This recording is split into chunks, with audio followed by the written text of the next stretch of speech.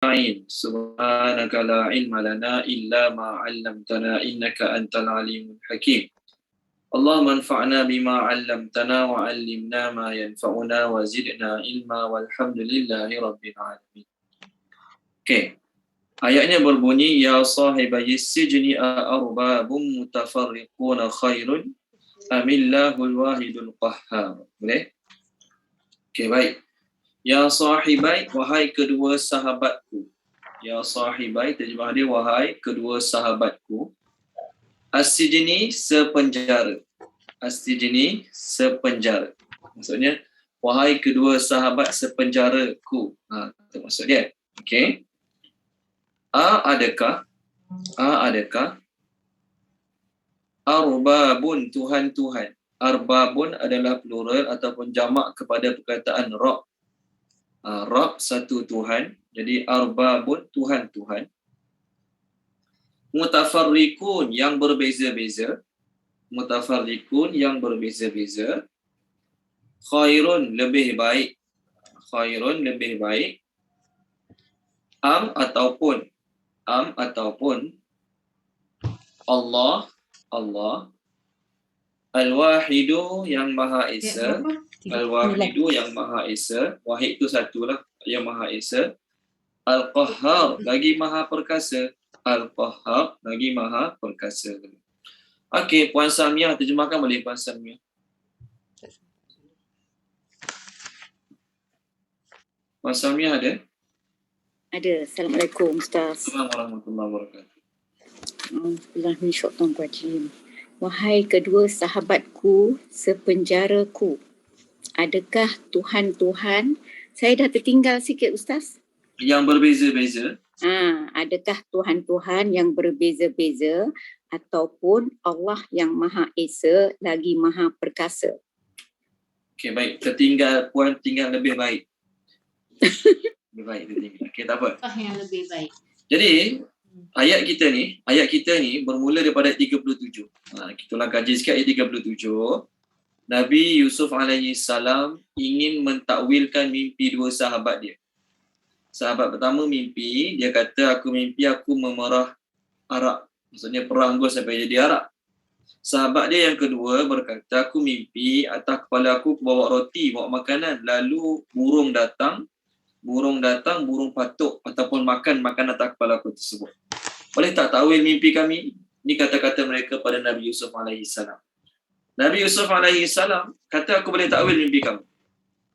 Bahkan sebelum makanan kita hari ini sampai, sebelum sarapan ke, sebelum makan tengah hari sampai ke, aku boleh cerita pada kamu takwil mimpi kita. Cuma Nabi Yusuf nak beritahu, takwil mimpi yang aku dapat dia bukanlah ilmu sihir, bukanlah ilmu tilik nasib, bukanlah ilmu nujum pak belalang, boleh tahu nasib, bukan. Ilmu ni adalah mimma 'allamani rabbi. Ilmu ni adalah hasil direct daripada Allah ajar. Itu maksud ayat ni. Kemudian Nabi Yusuf AS menggunakan peluang ini untuk mendakwahkan keduanya pada keesaan Allah SWT. Dengan berkata, aku meninggalkan ajaran-ajaran kaum yang tidak beriman dengan Allah dan tidak beriman dengan hari akhirat. Maknanya orang yang percaya Tok Momo, percaya tukang tilik, percaya ilmu nujum pak belalang yang akan datangnya ni adalah orang yang tidak beriman dengan Allah dan tidak beriman dengan hari akhir. Kemudian ayat 38 minggu lepas, ayat atas sekali page 240 ni, Nabi Yusuf AS berkata, aku ikut ajaran ayah-ayahku. Nabi Ibrahim, sebenarnya Nabi Ibrahim ni tok kepada ayah dia. Nabi Ishak, datuk dia. Nabi Yaqub, ayah dia. Apa ajaran dia? Apa isi ajaran dia? Tidak layak bagi kami, tidak layak bagi kita untuk mensyirikkan Allah dengan sesuatu apa. Dan itulah kurniaan Allah kepada kami dan kepada kebanyakan manusia, tetapi kebanyakan mereka tidak bersyukur. Baik. Ayat 38 hingga 37, 38 hingga 37, saya tak terangkan minggu lepas. 37, Nabi Yusuf kata, antara kelebihan yang Allah bagi pada dia ialah dia boleh takwil mimpi kan. Ayat 37. Manakala ayat 38, dia kata dia ikut ajaran Nabi Ibrahim, Nabi Isa, Nabi Yaqub, itu tak boleh syirikkan Allah dengan sesuatu pun. Lalu ayat 38 dia berkata, itulah kurniaan Allah ke atas kami. dan ke atas kebanyakan manusia. Maknanya Nabi Yusuf nak beritahu, ilmu takwil mimpi yang Allah bagi pada aku tu hebat, aku kena syukuri, aku kena bersyukur. Betul tak? Tetapi kurniaan Allah lagi besar pada tu apa dia? Allah jadikan aku, ayah aku, tok pada ayah aku, orang yang tak syirik pada Allah Ta'ala. Okey? Kerana apa? Penentu seseorang tu boleh selamat tak boleh selamat ke alam akhirat bukanlah dari sudut dia pandai takwil mimpi ke tak pandai takwil mimpi. Oh, dia pandai takwil mimpi, takwilan dia terhadap mimpi-mimpi semua tepat, semua betul, jadi selamat ke akhirat. Tak, itu bukan ukuran dia. Ukuran seseorang selamat tak selamat ke akhirat adalah berdasarkan dia syirik ke dia tak syirik. Kalau dia syirik, dia orang tak selamat. Kalau dia tak syirik, dia orang yang selamat. Sebab tu, dalam ayat 38 yang Nabi Yusuf kata, walaupun kamu kagum, aku boleh takwil mimpi. Walaupun kamu kagum, aku boleh cakap pada kamu apa isi-isi maksud mimpi kamu. Tapi itu bukanlah nikmat terbesar. Nikmat terbesar bagi aku yang Allah bagi pada aku, ayah aku, tok aku dan tok pada ayah aku adalah tidak mensyirikkan Allah dengan sesuatu apa pun. Nikmat tu aku seorang je ke dapat? Tak. Aku dengan ayah aku je dapat. Aku dapat, Nabi Yaakob dapat. Nabi Ishak dengan Nabi Ibrahim kita tak dengar pun mereka boleh takwil mimpi. Nabi Ishak dengan Nabi Ibrahim kita tak dengar pun mereka boleh takwil mimpi. Yang boleh takwil mimpinya Nabi Yaakob, Nabi Yusuf boleh takwil mimpi. Jadi boleh takwil mimpi, tak boleh takwil mimpi bukan semua Nabi dapat. Dan bukan semua orang Islam boleh tahu ilmu ni. Tetapi Allah kata nikmat Allah kepada kebanyakan manusia ialah Allah buat orang tu tidak syirik pada Allah Ta'ala. Kita dapat tak? Kita dapat. Walaupun kita kadang-kadang buat dosa, kadang-kadang buat maksiat, tapi yakinlah nikmat terbesar yang Allah bagi pada kita, kita tidak mensyirikkan Allah dengan sesuatu apa. Tetapi kebanyakan manusia tidak bersyukur. Baik. Manusia tidak bersyukur kat sini. Okey, pertama manusia dari sudut keseluruhan manusia memang banyaknya tidak bersyukur pada Allah. Yang kedua, dari sudut kita pandang skop orang Islam sahaja. Orang Islam yang Allah bagi iman, orang Islam yang Allah lahirkan daripada ibu bapa yang muslim yang tidak syirik pada Allah, kebanyakan mereka tidak bersyukur terhadap nikmat Allah ini, iaitu nikmat Allah tidak menjadikannya orang yang syirik pada Allah Subhanahu Wa Taala. Ayat minggu ni, ayat 39. Nabi Yusuf alaihi salam gunakan peluang ni untuk ajak dua orang sahabat dia tadi kepada keesaan Allah Subhanahu Wa Taala. Okay, ayat ini dalil, ayat ini menunjukkan bahawasanya dua orang sahabat tu bukanlah orang yang beriman dengan ajaran Islam. Ayat ini dalil. Lalu ayat akan datang, ayat ini ayat lepas ni. Sorry. Jadi dia memanggil dua orang tadi dengan panggilan yang menunjukkan rapat. Walhal, dia boleh panggil nama. Dia boleh panggil nama dua orang tu. Dua orang sahabat dia yang dalam sepenjara tu dia boleh panggil nama. Okey. Tapi dia tak panggil nama, dia panggil dengan panggilan yang membuatkan dua orang tu rasa dekat. Apa panggilan dia panggil? Ya sahibai sijni. Wahai kedua orang sahabat sepenjara. Jadi ayat ni sebenarnya secara tak langsung nak ajar kita cara-cara berdakwah. Bila kita nak berdakwah, bila kita nak ajak orang pada agama, ajak orang pada keesaan Allah, kita kena panggil orang tu dengan panggilan yang dia rasa kita dekat dengan dia. Contoh orang kampung dia panggil dia Pak Ngah. Contohlah orang kampung dia panggil dia Pak Ngah. Kita tahu nama dia, contoh Zulkarnain. Kita tahu nama dia Zulkarnain. Kita boleh panggil dia Encik Zulkarnain, Tuan Haji Zulkarnain. Boleh panggil dia, tak ada masalah. Boleh tak berdosa pun.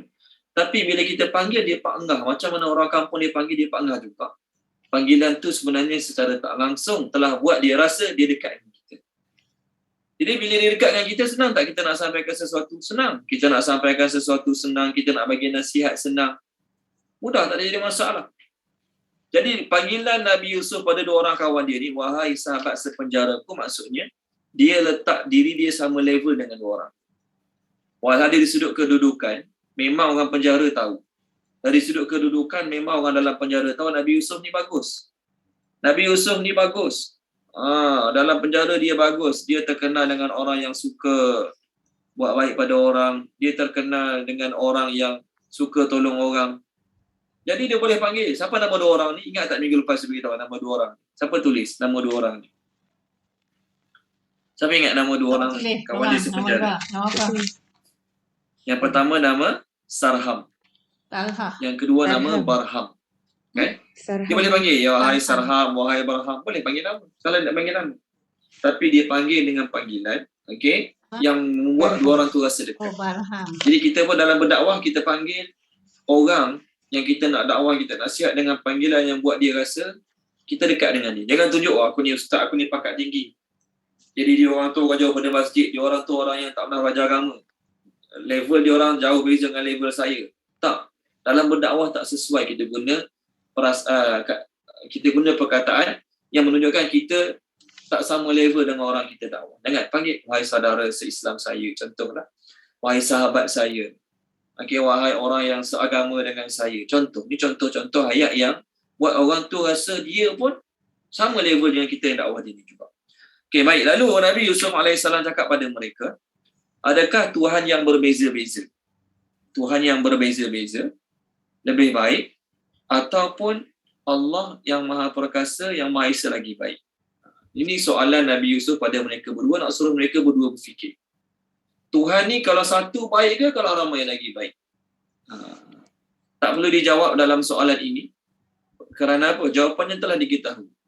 Tuan-tuan dan puan-puan, kalau Tuhan banyak, saya kata ramai 2 orang je dah cukup dah untuk buat kelabuh, buat bergaduh huru hara. Tuhan 2 orang je dah cukup dah untuk buat bergaduh dan huru hara. Tuhan A nak buat hujan. Tuhan B kata tak payah hujan lagi. Tunggu nanti hujan tahun. Jadi kat situ dah menunjukkan Tuhan A lemah kerana apa? Kehendak dia telah tidak dipersetujui oleh Tuhan B. Dalam Quran Allah sebut. Dalam Quran Allah sebut apa tahu? Dalam Quran Allah sebut. Ni nak suruh disebabkan orang musyrikin ni, mereka tidak ada kitab sebelum untuk rujukan. Ni Allah Ta'ala bagi dalil-dalil logik akal. Boleh tak tengok surah Al-Anbiya?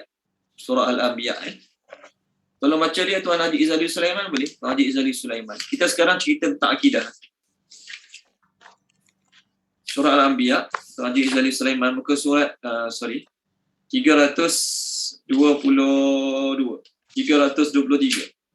323 ayat 22. Tolong baca Tuan Haji Izzali, boleh?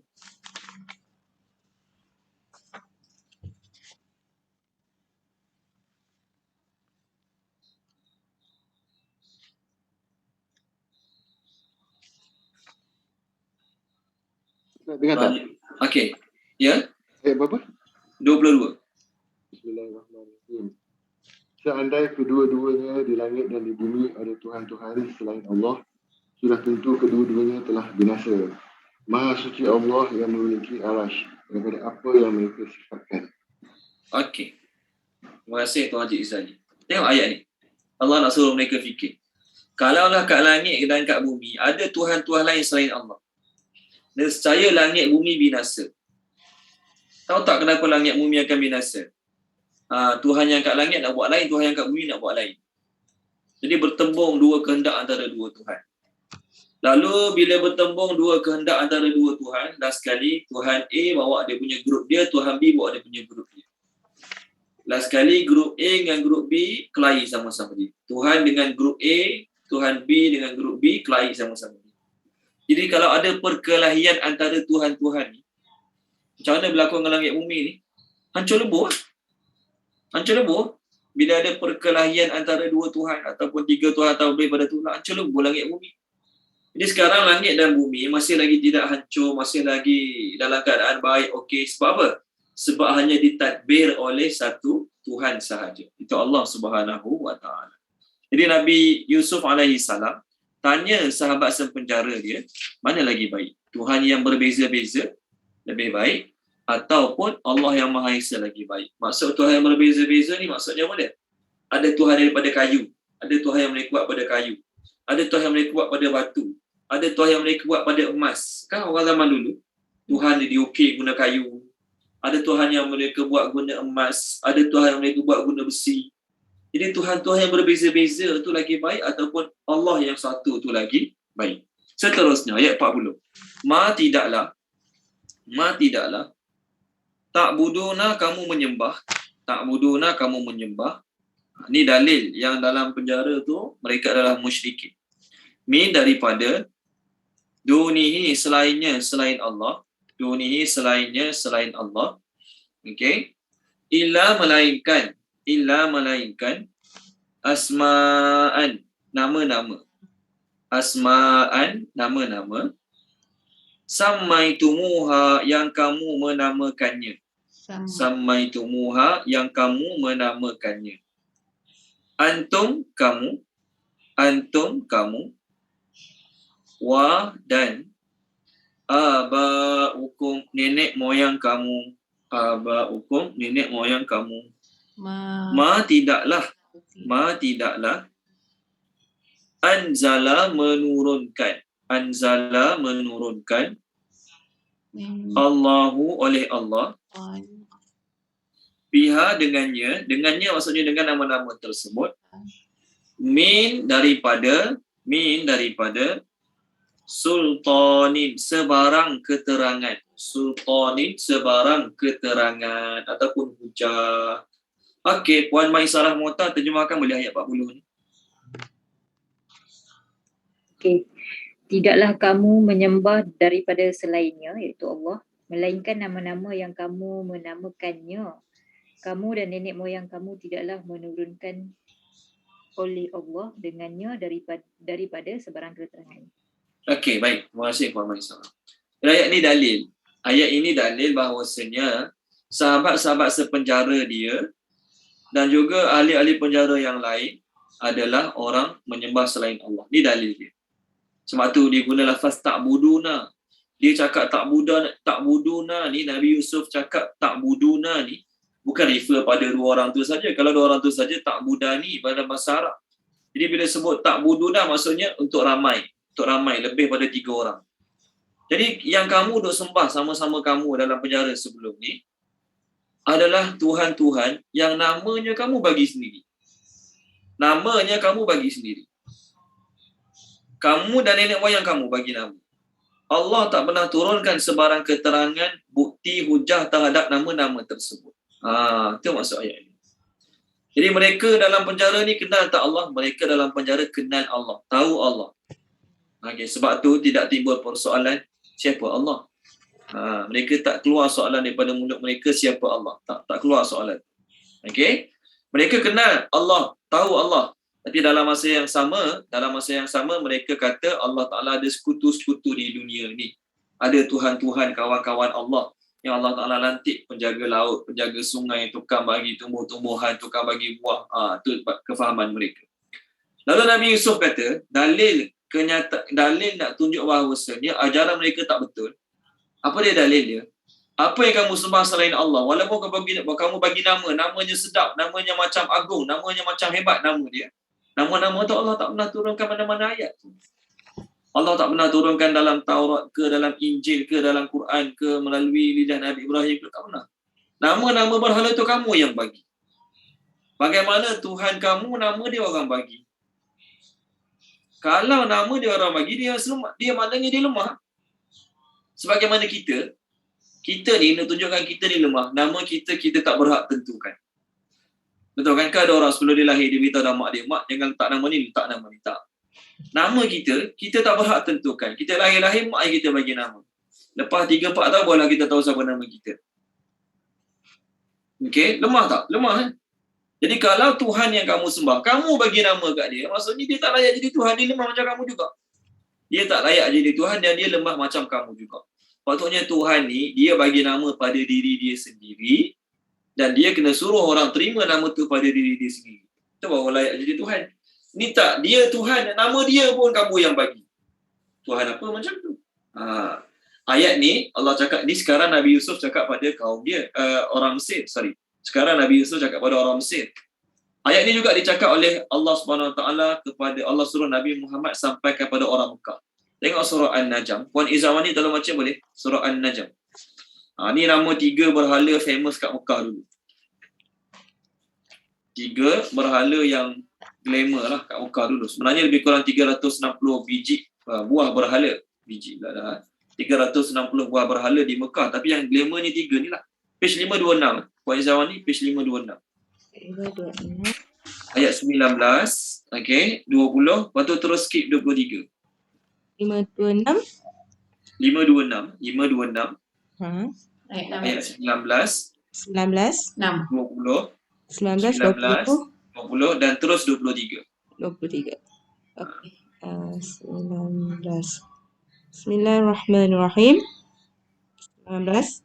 Maka adakah kamu perhatikan Al-Lata dan Al-Uzza 20 serta Manat yang ketiga yang lain 23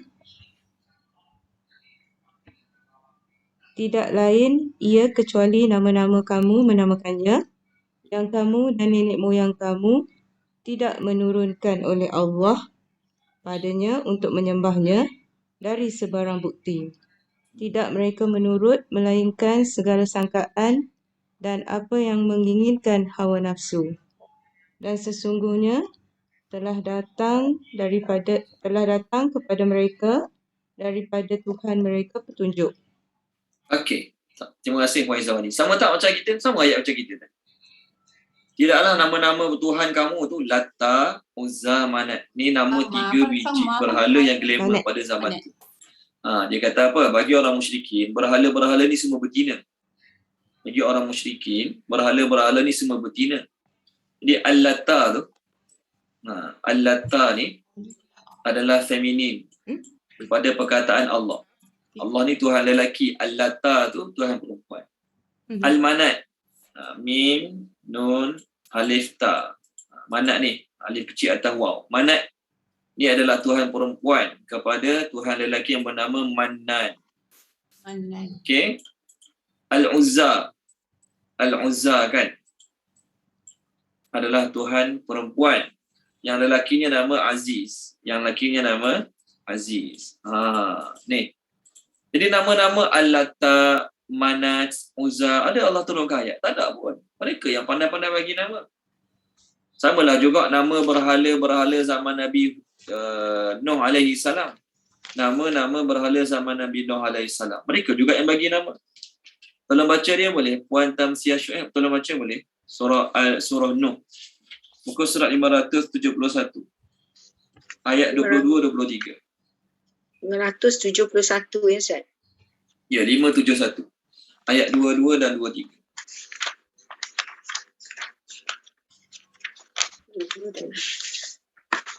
Bismillahirrahmanirrahim. Dan mereka melakukan tipu daya yang sangat besar. Dan mereka berkata, jangan sekali-kali kamu meninggalkan penyembahan Tuhan-Tuhan kamu dan jangan juga kamu meninggalkan penyembahan Wat, Suwa, Yagus, Ya'uq dan Nasr. Okey, baik. Terima kasih Puan Tamsiah Syuaib. Ini ada 5 nama berhala kaum Nabi Nuh. Waddan, Suwa'an, Yaghus, Ya'uq, Nasra. Ni kata-kata mereka ni, nama-nama berhala mereka. So nama-nama berhala mereka yang mereka panggil ni, adakah Allah turunkan pada Nabi Nuh? Adakah Allah turunkan pada Nabi Adam? Adakah Allah turunkan pada Nabi Idris? Tak ada. Nama-nama tu mereka yang bagi sendiri. Jadi bagaimana kamu boleh anggap satu benda yang kamu buat sendiri, kamu pahatkan tangan kamu buat bentuk dengan emas perak yang kamu nak buat dia tangan banyak ke, perut besar ke, tinggi ke, dan nama dia pun kamu bagi. Macam mana kamu boleh anggap sesuatu benda yang nama kamu bagi sebagai Tuhan? Ayat macam ni, ayat macam kita malam ni, Allah cerita sejak zaman Nabi Hud lagi, Nabi Hud dah cakap macam ni pada kaum dia. Jadi dalil yang sama digunakan oleh semua para Nabi nak cerita apa dia? Kamu masa sembah benda tu, kamu anggap dia Tuhan. Kamu tak fikir ke benda tu lemah? Kenapa benda tu lemah? Pertama, nama-nama dia tak ada dalil daripada kitab sebelum ni. Maksudnya Allah tak pernah turunkan melalui mana-mana para Nabi pun nama-nama berhala. Itu sama. Yang kedua, adakah kamu rasa benda yang tak layak bagi nama pada diri dia sendiri, orang lain bagi nama berhak dijadikan Tuhan? Tengok muka surat 159. Puan Alina Ghazali tolong baca boleh? Puan Alina Ghazali. Okey, ayat 70-71. Ini kisah Nabi Hud alaihi salam. 159 ayat berapa Ustaz? 70-71. 70-71. Bismillahirrahmanirrahim. Mereka berkata, apakah kamu datang kepada kami agar kami hanya menyembah Allah sahaja dan meninggalkan apa yang biasa disembah oleh nenek moyang kami? maka datanglah azab yang kamu ancamkan kepada kami jika kamu termasuk orang yang benar. 71, dia berkata, sesungguhnya sudah pasti kamu akan ditimpa azab dan kemarahan daripada Tuhanmu. Apakah kamu sekalian hendak membantah dengan aku tentang nama-nama berhala yang kamu dan nenek moyang kamu menamakannya? Padahal Allah sekali-kali tidak menurunkan hujah untuk itu. Maka tunggulah azab itu. Sesungguhnya aku juga termasuk orang yang menunggu bersama kamu. Niza, terima kasih puan. Ni zaman Nabi Hud. Nabi Hud cakap benda yang sama. Kamu nak gaduh dengan aku tentang nama-nama berhala yang kamu reka sendiri. Tak ada dalil pun daripada Allah, tak ada dalil pun daripada Tuhan, daripada Allah lah, yang mengatakan dia ada sekutu. Nama sekutu dia ni. Nama sekutu dia yang kedua ni. Tak ada. Jadi berhala tu kamu yang bagi nama dan kamu anggap dia Tuhan. Allah tak pernah kata pun dia ada sekutu-sekutu sebagai Tuhan kat muka bumi ni. Okey, baik. Seterusnya. Sama ayat kita sekarang. In tidaklah. Okay. Ini kenapa terima in tidaklah, sebab depan dia ada ilah. Al-hukmu keputusan. Al-hukmu keputusan. Illa melainkan. Lillah milik Allah. Dalam mereka tulis sahaja. Lillah melainkan milik Allah sahaja. Amara dia telah memerintahkan.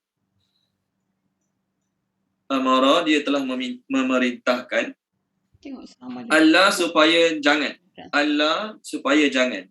Jadi perkataan Allah dalam bahasa Arab itu adalah gabungan an campur la. Jadi terjemahan supaya la jangan. Tak bodoh kamu menyembah illa melainkan. Okey. Iyahu kepadanya. Dalam surah Fatihah iyyaka kan, hanya kepadamu. Iyyaka hanya kepadamu. Kat sini iyahu hanya kepadanya. Zalika itulah. Okey. Ad-dinul qayyim, agama yang lurus. Ad-dinu agama. Al-qayyim yang lurus.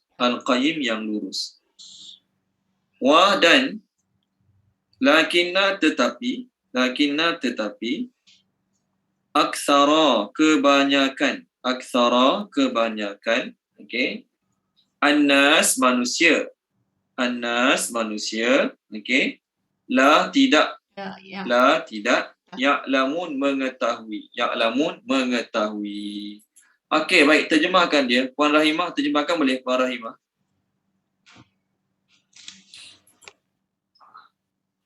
terjemah dia tu baca dia balik kan, dia baca yang dekat tepi. Banyak tertinggal lah Ustaz. Orang Ya. baca yang Laju sangat ke? Abalan yang Lagi saya tak dia tahu. baca yang ni. Kalau yang Saya baca apa yang ada dalam Boleh. kalau yang kedua. 40. Bismillahirrahmanirrahim.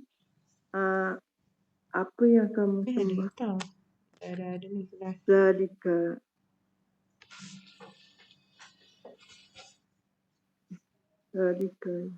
Zalika Allah. Saya baca semua ya Ustaz. Boleh. Kamu sembah selainnya hanyalah nama-nama yang kamu ciptakan, baik oleh kamu sendiri maupun nenek moyangmu. Allah tidak menurunkan sesuatu keterangan pun tentang hal, yakni nama-nama itu. Keputusan itu hanyalah milik Allah. Dia telah memerintahkan agar kamu tidak menyembah selain daripadanya. Itulah agama yang lurus, tapi kebanyakan manusia tidak mengetahui. Okey, baik. Terima kasih, Puan. Dalam ayat ni Nabi Yusuf kata, Dia punya ni. kalau Tuhan yang banyak, kalau Tuhan tu banyak, 5 ke 4 ke Tuhan, siapa tu akan buat keputusan? Kalau Tuhan yang banyak. Tadi kan ayat kita pertama hari ni, Tuhan yang banyak berbeza-beza lagi baik ke Tuhan yang satu yang Maha Esa lagi baik? Jadi kalau Tuhan tu banyak, siapa yang tu akan buat keputusan? Kalau Tuhan A buat keputusan, maksudnya Tuhan B, Tuhan C, Tuhan D lemah. Kena terima dan akul terhadap keputusan Tuhan A. Kalau Tuhan B yang tu akan buat keputusan, Tuhan A, Tuhan C, Tuhan D pula lemah. Kena akul terhadap keputusan Tuhan B. Kat situ dah nampak kelemahan salah satu Tuhan kamu, kalau Tuhan kamu banyak. Kalau Tuhan kamu banyak. Maka Nabi Yusuf nak beritahu, Allah tu tak lemah. Kenapa? Allah yang satu tu dia tak lemah. Kerana apa? Tidaklah keputusan nak buat hujan ke, nak buat panas ke, nak datangkan gempa bumi ke, nak kiamatkan dunia ke, keputusan tersebut adalah milik Allah. Keputusan kat dunia ni, apa saja keputusan Allah, nak buat orang tu senang, nak buat orang tu susah, nak buat orang tu sakit, nak buat orang tu sihat, keputusan ni milik Allah. Tidak ada siapa boleh menyanggah keputusan Allah, termasuk malaikat, termasuk Nabi. Dan Allah yang maha kuasa untuk buat keputusan mutlak tu, dia telah memerintahkan supaya jangan kamu sembah kecuali dia sahaja. Itulah agama yang lurus. Tetapi kebanyakan manusia, itu orang kafir, mereka tidak mengetahui. Tetapi kebanyakan manusia, itu orang kafir, mereka tidak mengetahui. Maksudnya apa dia? Mereka tak tahu azab yang akan menimpa mereka disebabkan mereka kata Allah ada sekutu-sekutu lain di muka bumi. Okey, baik. Jadi ayat kita hari ini, muka surat kita sekarang ni, iaitu ayat 39, 40 dan juga 38. 38, 39, 40 adalah ayat Tauhid. Yang mana Nabi Yusuf AS menggunakan kelebihan ni. Baik, macam ni. Kalau Nabi Yusuf tu adalah orang biasa dalam penjara. Nabi Yusuf tu orang biasa dalam penjara. Orang lain nak dengar tak kata-kata ni pada dia? Tak nak. Orang lain nak dengar kata-kata ni dalam penjara daripada dia sebab dia tu ada keistimewaan, ada kelebihan. Apa kelebihan dia? Apa keistimewaan dia? Dia pandai takwil mimpi dan apa yang dia takwil terjadi. Jadi orang yang Allah bagi dia kelebihan, bila dia cakap orang dengar, bila dia berkata-kata orang bagi tumpuan, sebab dia ada nama, mungkin dia artis ke, mungkin dia orang jutawan ke, mungkin dia orang glamour ke, mungkin dia pangkat-pangkat besar kat negara ni. Apa dia cakap orang akan dengar? Okey, apa dia cakap orang akan dengar? Maka dia gunalah kelebihan yang Allah bagi pada dia. Dia gunalah kelebihan pangkat, kelebihan nama, kelebihan masyhur yang Allah bagi pada dia untuk bawa manusia kenal Allah. Kalau ustaz-ustaz biasa yang tak terkenal, ustaz-ustaz biasa, penceramah-penceramah biasa tak kenal, bila dia bercakap, orang tak ambil peduli pun kata-kata dia. Sebab dia tu siapa? Okay, tapi bila orang tu ada pangkat, dia ahli sukan, dia glamour, dia pelakon, dia glamour, dia cakap benda yang simple, dia cakap benda yang biasa, tapi ramai orang akan beri tumpuan kerana nama, kedudukan, kelebihan Allah bagi pada dia. Jadi kita yang Allah bagi kelebihan, contoh kaya, glamour, ada pangkat, ada jawatan, bila kita cakap orang dengar. Jadi kita gunakan kelebihan Allah bagi pada kita tu untuk bawa pendengar-pendengar setia kita, untuk bawa followers kita pergi pada Allah dulu. Bukanlah masuk kena cakap 5 jam. Orang menyampah juga. Orang kita jutawan, contoh. Kita jutawan. Orang panggil bercakap dalam bab bisnes. Sejam. Bukanlah sejam tu 50 minit kita cakap tentang Allah, 10 minit cakap bab bisnes. Orang marahlah pula. Sejam cakap bab bisnes. Kita bagi tak sampai 5 minit pun tentang kebesaran Allah yang bagi kita kaya, bagi kita ilmu, bagi kita rezeki. Itu dah baik. Dalam sejam cakap 5 minit pertama cerita tentang Allah, bakinya cakaplah tentang bisnes, cara buat bisnes. Itu dah cukup baik. Kalau maksudnya, kita nak kena berdakwah ni, jadi orang suruh cakap tentang bisnes, setengah jam kita bantai untuk kebesaran Allah. Baru dah cakap pasal bisnes. Orang marah pula nanti. Jadi nak ceritanya, peluang Allah bagi pada kita, kita gunakan untuk bawa manusia pada Allah. Kita pandai menyanyi, pandai berlakon, pandai bisnes, pandai bercakap kan. Orang akan kagum dengan kita. Orang akan kagum kita. Jadi kita gunakan peluang untuk bawa ramai-ramai yang kagum pada kita tadi pada Allah Subhanahu wa Ta'ala. Jadi Nabi Yusuf orang dalam penjara kagum pada dia. Maka digunakan kelebihan tu untuk bawa manusia pada Allah Subhanahu wa Ta'ala. Baik, sekarang masuk ayat yang Nabi Yusuf nak terangkan takwil mimpi pada kawannya. Ya sahibai, wahai kedua kawanku. Sambung. Ya sahibai, wahai kedua kawanku. As-sijni sepenjara. As-sijni sepenjara. Amma adapun ahadukuma salah seorang daripada kamu berdua. Ahadukuma salah seorang daripada kamu berdua. Fa maka yasqi dia akan memberi minum. Yasqi dia akan memberi minum. Rabbahu tuannya. Rabbahu tuannya, tuan dia. Khamran arak. Khamran arak. Minggu lepas kita dah cerita pasal arak, kenapa namanya khamran kan? Okey? Khamran namanya arak. Wa dan amma adapun al-akharu yang seorang lagi, terjemah al-akharu yang seorang lagi. Fa maka yuslabu dia akan disalib. Yuslabu, dia akan disalib, crucified. Fa maka takulu akan memakan, at-tayru burung, oleh burung, akan memakan oleh burung. Itu senang ceritalah. Akan memakan oleh burung min daripada ra'sihi, kepalanya, okey. Kudia telah diputuskan. Kudia telah sempurnalah boleh, ataupun telah diputuskan. Qada', kita sebut qada' dan qadar lah perkataan dia. Kudia telah diputuskan. Okey. Al-amru perkara. Allazi yang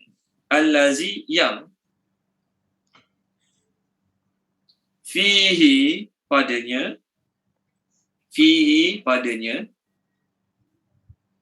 okey, tastaftian, kamu berdua tanyakan. Okey, tastaftian, kamu berdua tanyakan. Sebenarnya tastaftian ni kamu berdua minta fatwa. Maksud minta fatwa kat sini, kamu berdua tanyakan. Okey, baik, terjemahkan dia Puan Suraya Haidar. Terjemahkan boleh Puan Suraya Haidar.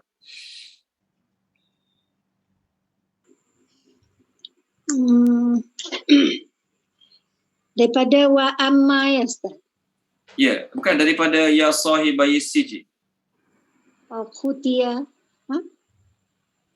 Wahai kedua sahabat sepenjara.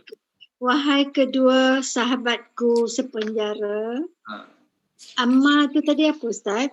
Adapun.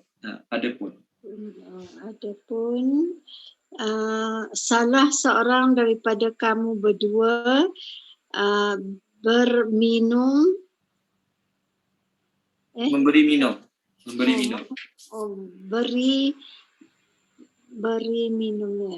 minum Tuhannya. Arak, dan adapun yang seorang lagi, maka dia akan disalib, maka akan memakan oleh burung daripada kepalanya. Telah sempurna perkara yang padanya kamu berdua tanyakan. Okey, baik. Terima kasih Puan Suraya Haidar. Ini adalah tafsiran mimpi mereka. Jadi minggu lepas dia orang tanya. Minggu lepas kita lalu ayat. Dia orang tanya Nabi Yusuf tentang mimpi mereka. Nabi Yusuf alaihissalam jawab dalam ayat kita sekarang. Tuan Haji Aziz tolong baca boleh? Tuan Haji Aziz Dahari tolong baca. Minggu lepas punya ayat boleh tak, ayat 36? Tuan Haji Aziz Dahari ada? Muka surat 239 ayat 36. Dan bersama dia masuk pula 2 orang pemuda ke dalam penjara. Salah satunya berkata, sesungguhnya aku bermimpi memerah anggur. Dan yang lainnya berkata, aku bermimpi membawa roti di atas kepalaku. Sebahagiannya dimakan burung. Berikanlah kepada kami takwilnya. Sesungguhnya kami memandangmu termasuk orang yang berbuat baik. Okey. Terima kasih Tuan Haji Aziz. Itu soalan dia. 2 orang ni jumpa Nabi Yusuf dalam penjara. Lalu dia kata, kami mimpi. Yang seorang tu kata, saya mimpi saya perah arak. Maksudnya perah anggur sampai jadi arak. Cerita detail dia macam ni. Dia mimpi dia dekat satu kebun. Dia jumpa satu pokok yang ada 3 tangkai anggur. Pokok tu hanya ada 3 tangkai anggur. 3 tangkai anggur. Lalu dia ambil anggur tersebut, dia perah-perah sampai jadi arak. Jadi dalam tafsir Jalalain, karangan Imam Jalaluddin As-Sayuti, beliau berkata, 3 tangkai anggur tu isyarat dia, lepas 3 hari dia akan keluar. Lepas 3 hari dia akan keluar. Jadi dalam tafsir Jalalain beritahu, lepas 3 hari peristiwa dia tanya Nabi Yusuf ni, dia pun dikeluarkan pada penjara. Lepas 3 hari, dia tanya soalan ni, Nabi Yusuf pun terangkan jawapan dia, lepas 3 hari dia keluar pada penjara. Okey, baik. Itu kan yang bawa kopi pula dah. Yang bawa roti pun sama, dia letak 3 keping roti atas kepala dia. Jadi burung datang patut-patut roti atas kepala dia pun. Jadi 3 tangkai dan juga 3 keping roti itu adalah bukti ataupun takwil. Tafsirannya ialah, takwilnya ialah lepas 3 hari kedua-dua mereka akan dikeluarkan.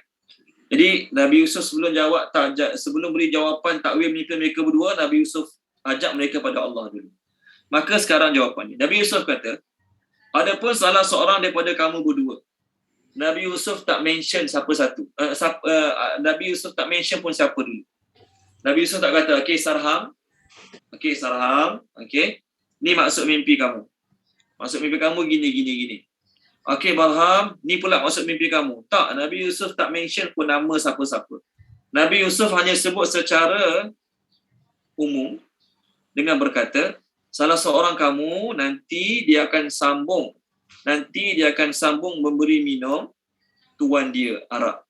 Nanti salah seorang kamu dia akan keluar daripada penjara ni dan dia akan memberi minum tuan dia arak. Tuan dia tu tak tahu siapa dia. Boleh jadi raja, boleh jadi orang biasa. Itu satu. Dan ada pun yang seorang lagi, nanti lepas dia keluar daripada penjara, lepas 3 hari dia akan disalib. Lepas dia salib, dia hukum bunuh, maka jenazah dia, badan dia, mayat dia dibiarkan tergantung di tiang salib, maka sampailah burung-burung datang patuk kepala, isi kat kepala dia. Lepas Nabi Yusuf cakap macam tu,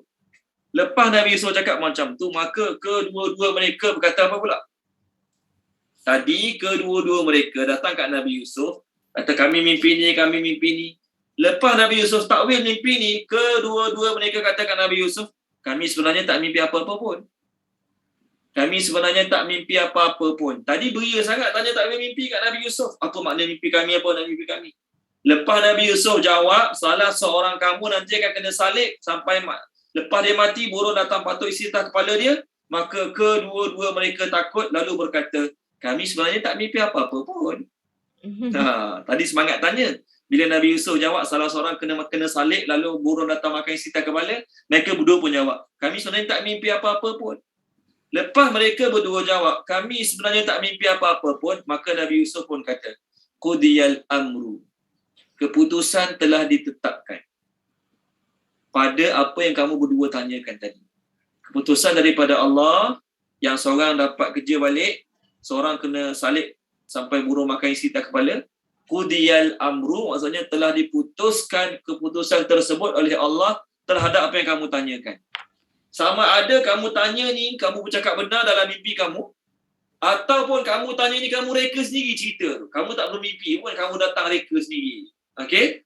Jadi sama ada cerita kamu yang kamu sampaikan pada aku ni, kamu bercakap benar, ataupun sama ada cerita kamu yang kamu sampaikan pada aku ni, kamu reka-reka sendiri. Apa yang pasti, benda aku sampaikan pada kamu tadi, benda tu telah diputuskan oleh Allah Subhanahu Wa Taala terhadap kamu berdua. Dia maksud ayat ni. Boleh? Okey, baik. Sambung ayat seterusnya. Okey, wa dan qala dia telah berkata. Dia Nabi Yusuf. Li kepada. Okey. Allazi orang yang. Jadi lillazi itu adalah gabungan perkataan li dengan allazi. Li campur allazi jadi lillazi. Kepada orang yang zanna dia yakin. Zan dalam bahasa Arab ada dua makna. Satu makna zan sangka. Satu lagi makna zan yakin. Okey. Kat sini makna dia yakin. Kenapa tak boleh terjemah sangka kat sini? Nanti kita terangkan. Annahu bahawasanya dia najin akan selamat.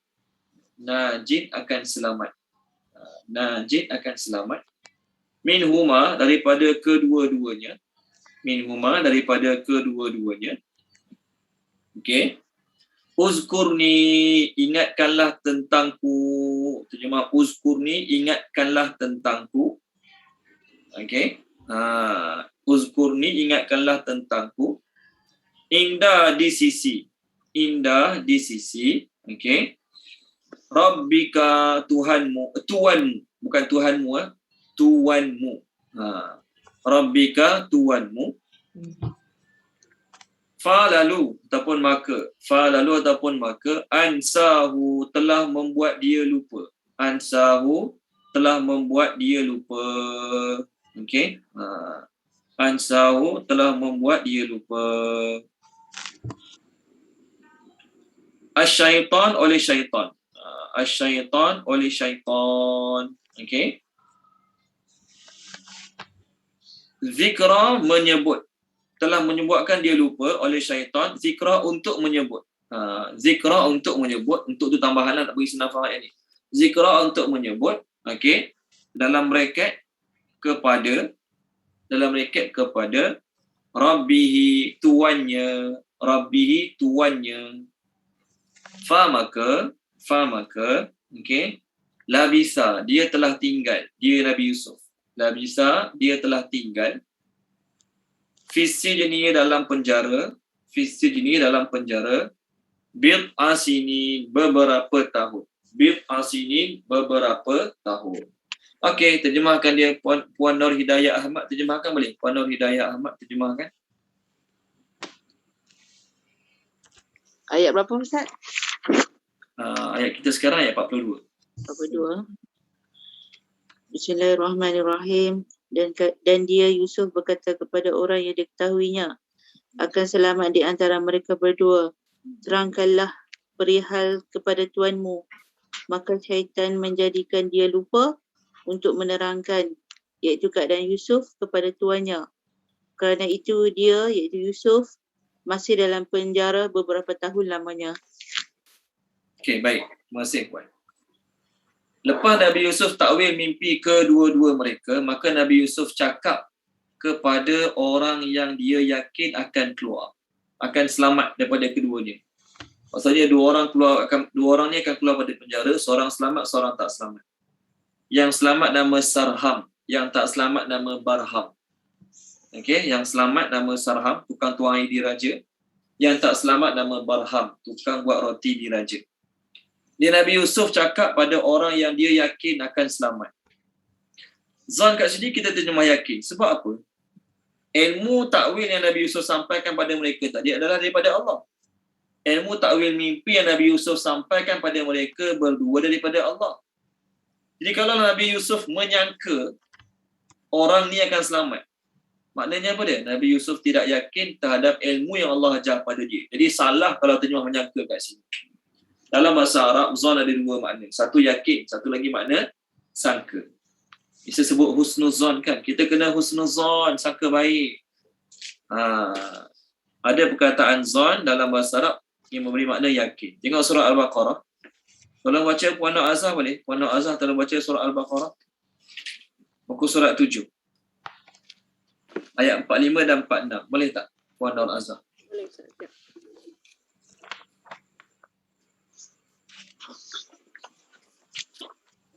A'udzubillahiminasyaitonirrajim.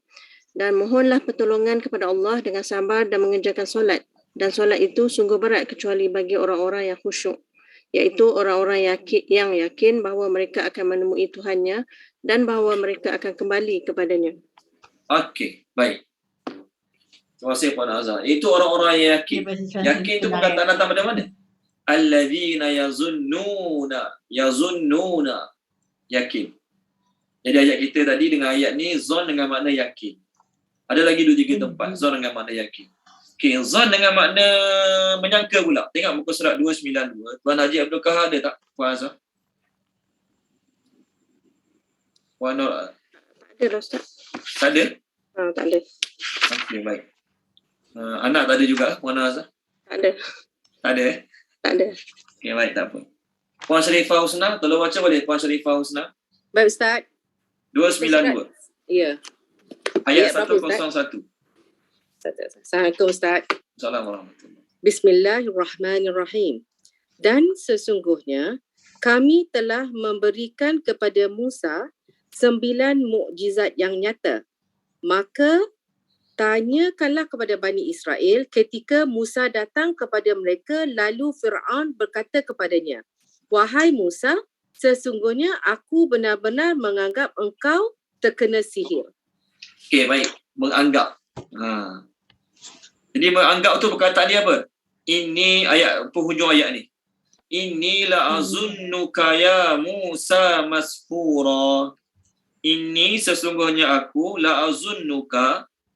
Zunnu tu menyangka lah. Menganggap tadi. Aku rasa kau ni kena sihir wahai Musa. Jadi lafaznya zon. Tapi terjemahnya sangka.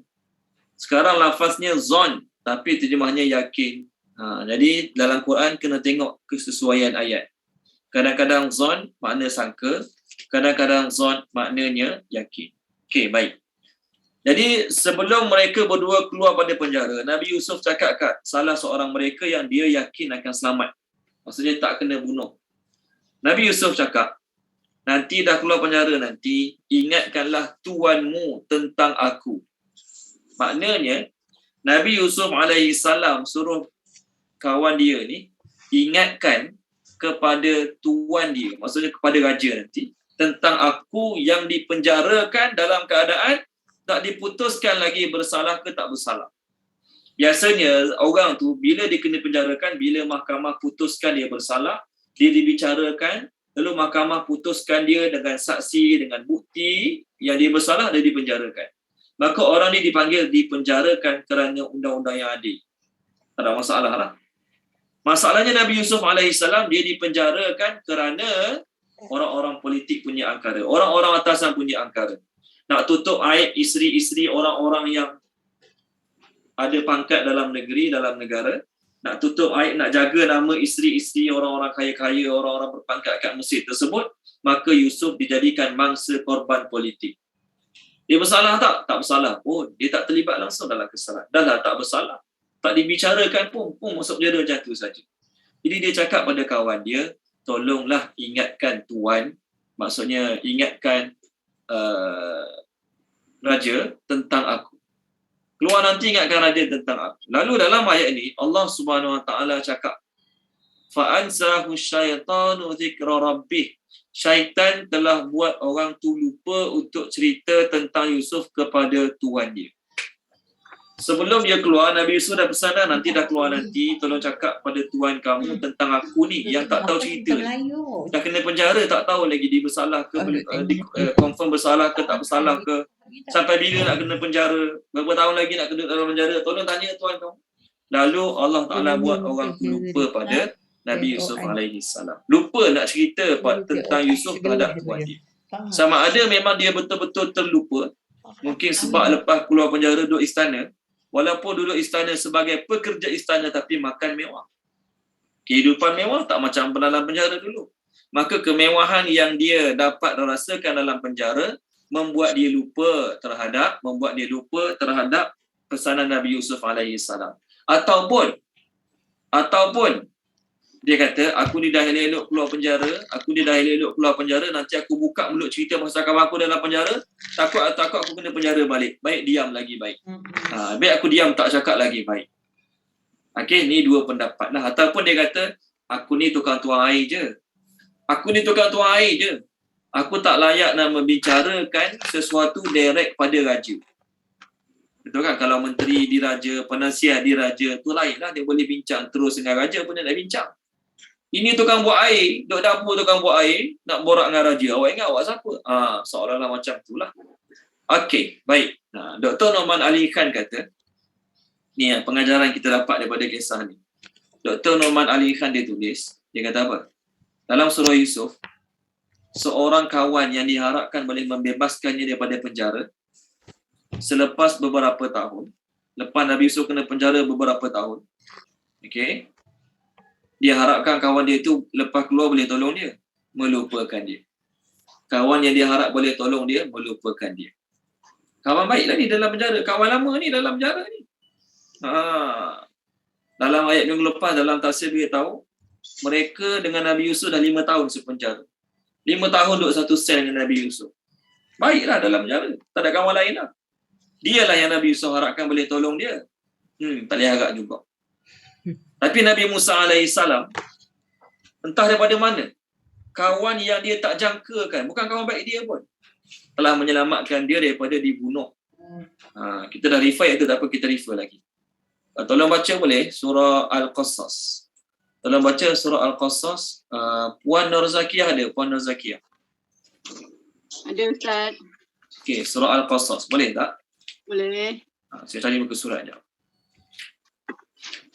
Okey, muka surat 387. Ayat 20. 387 ayat 20. Okay, A'udzubillahi minasyaitonirrajim.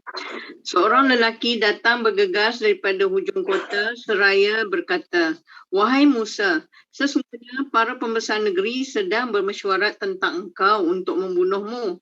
Maka keluarlah dari kota ini. Sesungguhnya aku termasuk orang-orang yang memberi nasihat kepadamu."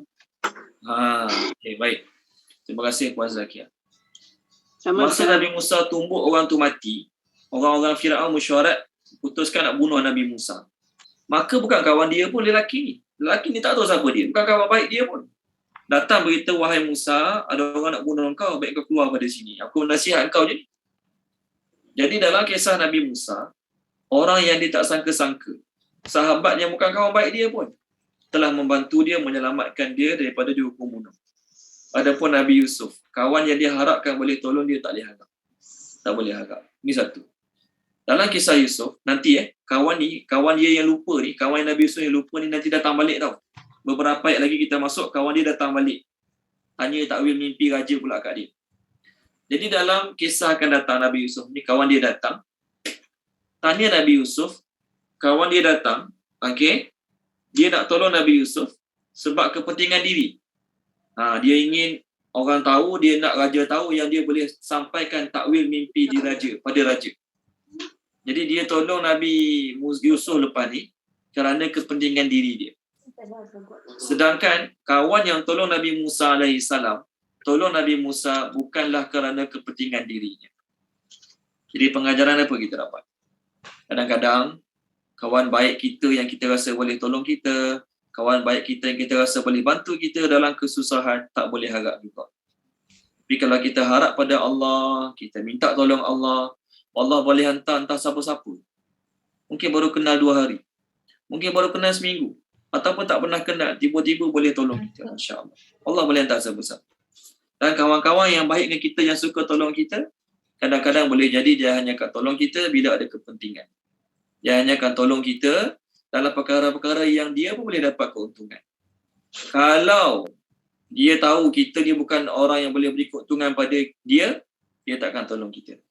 Ini pengajaran-pengajaran hidup yang kita dapat dalam surah Yusuf. Okey, baik. Ayat kita ni, Nabi Yusuf Allah Subhanahu Wa Taala cakap dalam ayat ni, syaitan telah buat dia lupa. Syaitan telah buat dia lupa, iaitu dia lupa untuk berbicara tentang Yusuf terhadap tuan dia. Maka tinggallah Nabi Yusuf dalam penjara beberapa tahun lagi. Sebelum ni dah kena penjara 5 tahun dah.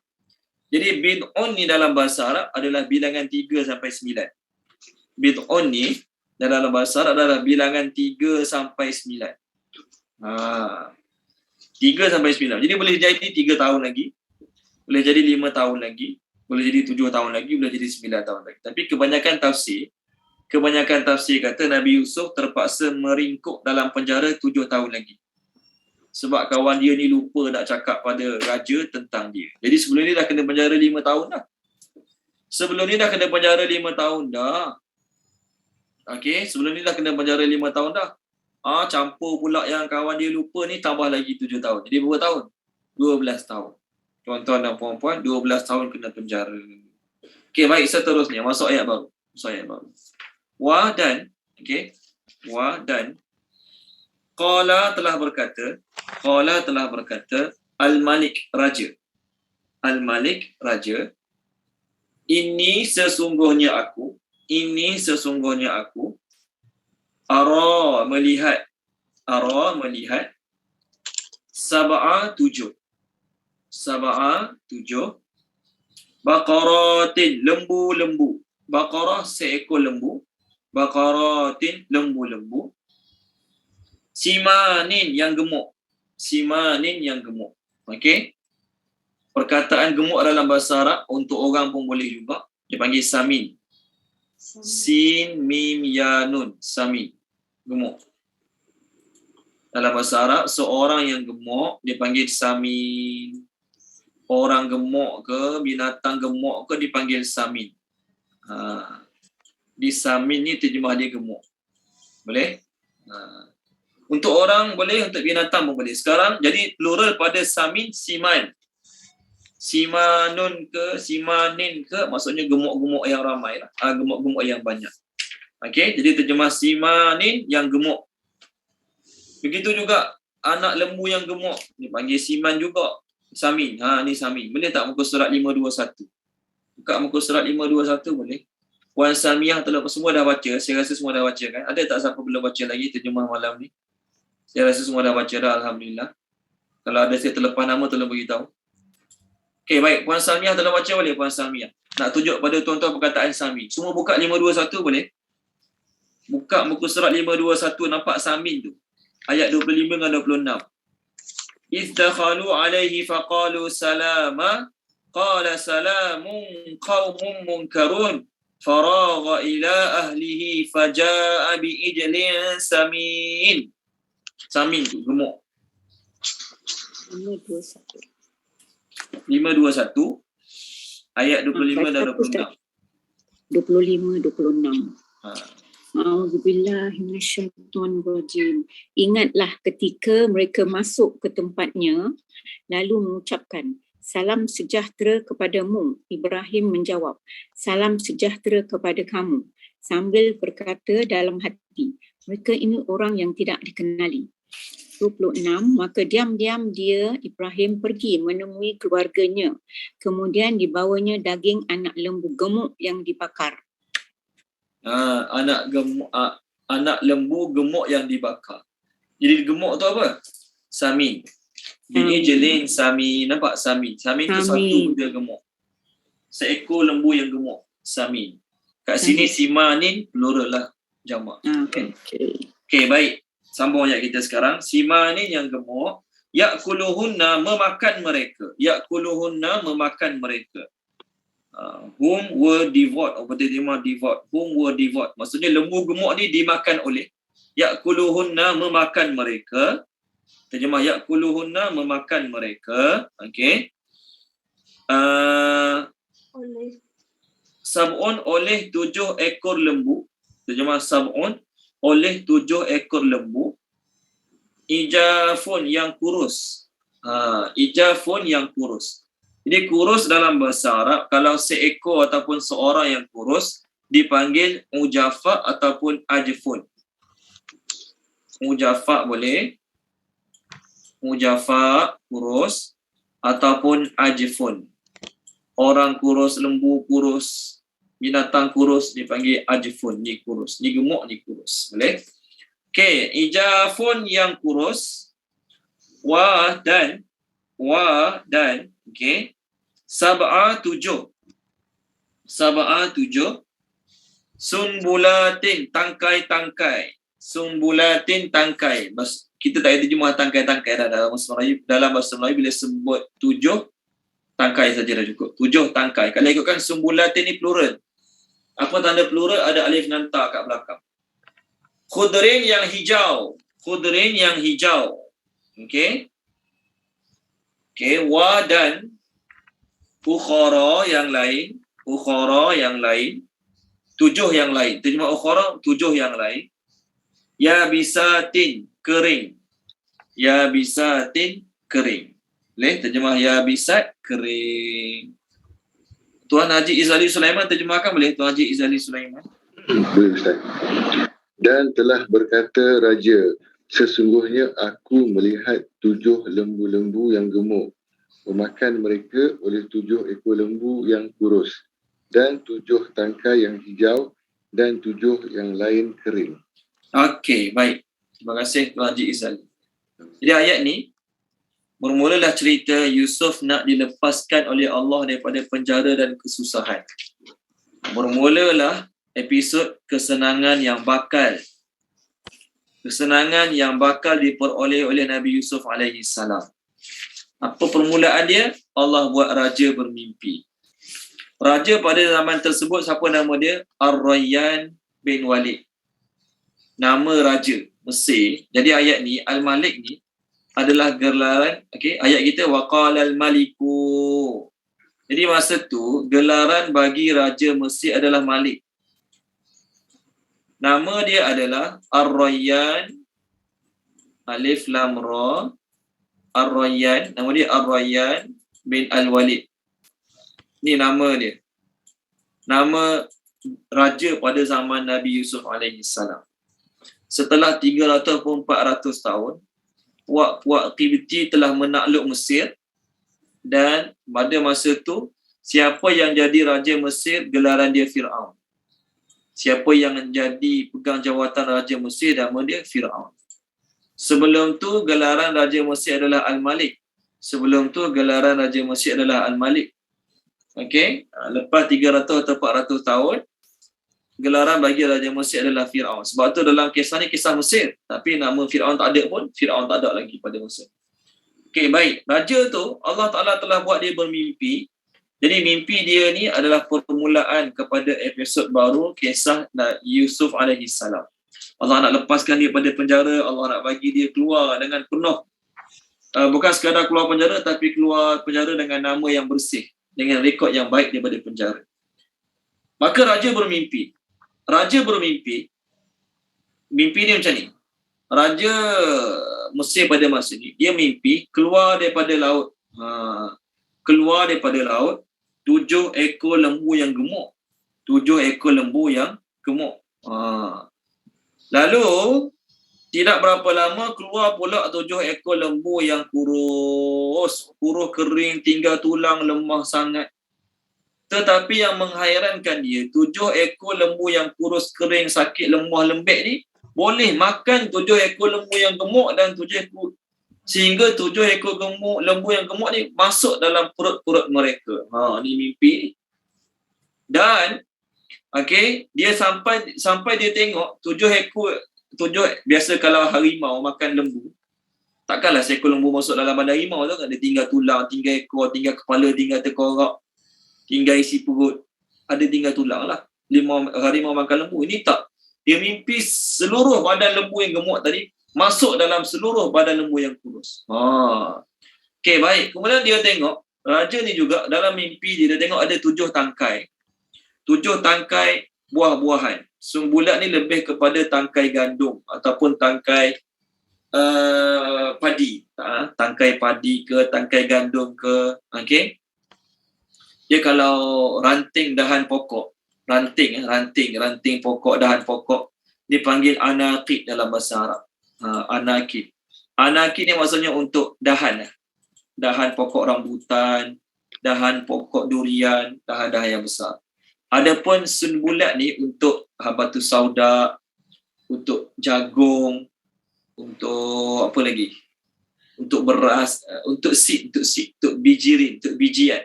Tu diguna tangkai, sumbulatin. Okey. 7 tangkai yang hijau. Maksud 7 tangkai hijau ni gandum. 7 tangkai gandum yang hijau. Segar. Dan lepas pada dia tengok 7 tangkai gandum yang hijau yang besar, kemudian dia tengok pula 7 tangkai lain yang kering. Kering macam kita potong dahan pokok ataupun kita cabut daun daripada pokok. Daun tu tidak berapa lama dia akan jadi kering kan. Daun yang gugur. Daun yang gugur macam mana keadaan dia? Macam mana warna dia? Hari pertama gugur hijau lagi lah. Esok petang dah warna lain lah. Jadi dia tengok mula-mula 7 tangkai yang segar hijau. Kemudian dalam mimpi dia nampak 7 tangkai yang kering, yang rosak lah. Maka dia pun pelik dengan mimpi tersebut. Lalu dia tengok, tak habis lagi. Lalu dia tengok 7 tangkai daun yang kering ni, 7 tangkai kering ni telah menindih. Dia telah tindih. Mula-mula dia tengok 7 tangkai yang segar hijau. Lepas tu dia tengok ada 7 tangkai yang kering dah rosak, menindih 7 tangkai yang hijau, sampai yang hijau ni pun jadi kering juga. Tu cerita detail mimpi dia. Boleh? Tu cerita detail mimpi dia. Okey, baik. Sambung ayat seterusnya. Okey. Ya ayyuha wahai al-mala'u pembesar-pembesar. Aftuni. Tengok apa aftuni? Tafsirkanlah kepadaku. Ataupun terangkanlah kepadaku. Sebenarnya aftuni ni dari sudut bahasa tahu tak apa dia? Berilah fatwa kepadaku. Nak terjemah fatwa tu macam tak kena. Minta fatwa ni biasanya dalam bab fatwa, jawapan pada fatwa mestilah wajib ke, sunat ke, harus ke, haram ke, makruh, tu baru nama fatwa. Sekarang ni jawapan pada takwil mimpi ni mana ada wajib, sunat, harus, haram, makruh, mana ada. Okey, baik. Jadi kita terjemah aftuni, terangkanlah kepadaku. Kita terjemah aftuni, terangkanlah kepadaku. fi tentang ru'ya ya mimpiku, ru'ya ya mimpiku. In jika kuntum kamu semua li bagi ar-ru'ya, okey, ar-ru'ya mimpi, li bagi ar-ru'ya mimpi, takburun mampu menerangkan, takburun mampu menerangkan. You can interpret, takburun mampu menerangkan. Okey, baik. Terjemahkan ayat kita sekarang. Puan Maisarah Mokhtar, terjemahkan boleh? Okey. Ujung-ujung tu saya tak berapa dapat, tapi saya cuba. Okey. Wahai pembesar-pembesar, tafsirkanlah kepadaku tentang mimpiku jika untung kamu semua bagi mimpi mampu menerangkan. Okey, baik, itu terjemahannya. Okey. Jika kuntum tu kamu semua, jika kamu semua bagi mimpi boleh menerangkan. Okey, baik. Okey, baik. Nah, raja cakap pada pembesar-pembesar, maksudnya orang-orang kanan dia, menteri-menteri dia. Dia cerita mimpi dia ni pada orang-orang kanan dia, pada menteri-menteri dia pasal mimpi dia ni. Lalu dia pun cakap pada menteri-menteri dia, pembesar-pembesar Mesir, kabarkanlah pada aku tentang mimpi aku ini, kalau kamu semua takburun, boleh mentadbirkannya. Baik. Apa beza takburun dengan takwil? Kalau kita tengok ayat 36. Tengok balik ayat 36 boleh? Ayat 36, ayat terakhir minggu lepas, saya baca ayat 36 boleh? Wa dakhala ma'ahu sijna fatayan qala ahaduhuma inni arani a'siru khamra wa qala al-akharu inni arani ahmilu fawqa ra'si khubzan ta'kulu at-tayru min nabbi'na bi ta'wilih. Nabbi'na bi ta'wilih. Nampak kan? Ta'wilih. Ta'wilih ni dalam bahasa Inggeris terjemah interpretation juga. Ta'wil. Sekarang takburun sama juga. Terjemah dia interpret juga. Takburun. Jadi apa beza takwil dengan takburun? Daripada perkataan takburun ni keluar perkataan takbir mimpi. Takbir mimpi. Ni takwil mimpi dengan takbir mimpi. Apa beza dia? Ada beza tak? Ada beza. Dari sudut bahasa Arab ada beza. Sebelum takwil ni apa dia? Takwil ni ialah tafsiran yang tepat terhadap sesuatu mimpi. Takwil ni ialah tafsiran sebenar, tafsiran yang tepat terhadap sesuatu mimpi. 100% benar tafsiran tersebut. 100% tepat tafsiran tersebut. Itu namanya takwil. Jadi Nabi Yusuf ada tak takwil mimpi ni? Ada. Allah bagi ilmu takwil mimpi ni kat dia. Jadi setiap apa mimpi yang dia takwilkan, semuanya benar 100%. Ni Nabi Yusuf. Adapun takburun, okey, adapun takburun, takbir. Maksudnya apa takburun? Satu keterangan, satu penerangan tentang sesuatu mimpi, yang mana penerangan tersebut boleh jadi betul, boleh jadi tak betul, ataupun boleh jadi kena 50% je. Kena 50% ataupun kena 20% je, kena 30% je, kena CP-CP je, bukan tepat 100%. Nampak? Itu beza takwil dengan takbir. Okey, takwil dengan takbir. Jadi kalau takwil ni dia boleh terangkan 100% makna mimpi tersebut. Tapi kalau takbir ni dia boleh terangkan secara lebih kurang apa makna mimpi tersebut. Okey. Kita ustaz biasa ngajar Iqra, ngajar ngaji, tiba-tiba ada orang mimpi WhatsApp kita. Ustaz, semalam si mimpi gini-gini. Ustaz rasa apa makna dia? Kita tak ada pengalaman langsung ilmu takwil mimpi. Kita tak pandai langsung ilmu takwil mimpi. Tiba-tiba dia WhatsApp kita, tanya kita pasal mimpi dia. Jadi yang dia minta tu adalah takbir. Orang yang bertanya tu pun tahu saya bukan ahli takwil mimpi. Orang yang bertanya tu pun tahu saya bukan belajar ilmu takwil mimpi. Tiba-tiba dia suruh saya tafsirkan mimpi dia. Dia mimpi tak apa-apa tak tahu, tiba-tiba suruh saya tafsirkan mimpi dia. Maka apa yang dia suruh tu dipanggil takbir. Dalam keadaan dia tahu saya ini tak mampu, saya tak ada ilmu untuk menerangkan mimpi seseorang sekata-kata betul. Saya tak tahu. Okey? Yang pakar dalam bab mimpi ni siapa dia? Ibnu Sirin. Ibnu Sirin ni dia pakar dalam bab mimpi. Satu hari ada seorang isteri khalifah. Nama dia Zubaidah. Yes, nama dia Zubaidah. Isteri khalifah namanya Zubaidah. Dia mimpi, satu hari dia mimpi apa tahu? Ramai orang datang kepada dia dan ingin mengerumuni. Minta maaf, mungkin bahasa kurang sopan. Zubaidah, Siti Zubaidah ni, isteri salah seorang khalifah, dia mimpi ramai orang datang mengerumuni bahagian kemaluan dia. Tu mimpi. Kalau kita mesti jahat ni. Mesti orang jahat ni. Perempuan datang ramai orang ke bahagian kemaluan dia, mengerumuni bahagian kemaluan dia. Jadi dia pun tahu, Ibnu Sirin pandai takwil mimpi. Dia pun panggil Ibnu Sirin cerita pasal mimpi dia. Kalau kita bukan ahli, mesti ni orang jahat ni. Orang ramai datang kat kemaluan dia, bahagian kemaluan dia, mesti orang jahat. Kita punya takwil lah, kita punya fikir macam tu.